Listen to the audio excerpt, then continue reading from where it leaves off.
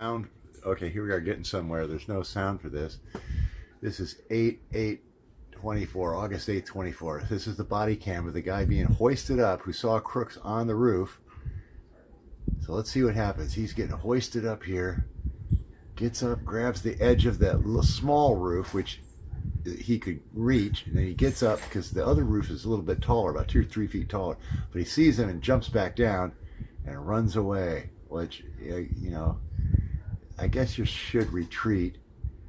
But what does he do? What is he saying? There's no timeline. We have no idea. We'll probably be able to see him running away from the building in other videos now that we have this.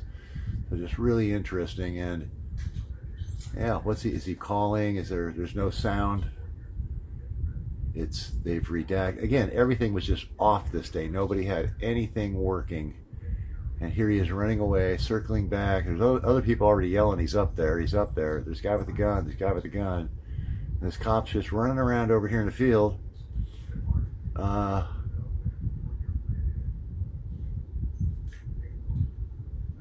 climb up on top of the vehicle so you... Yeah, oh my God, how stupid.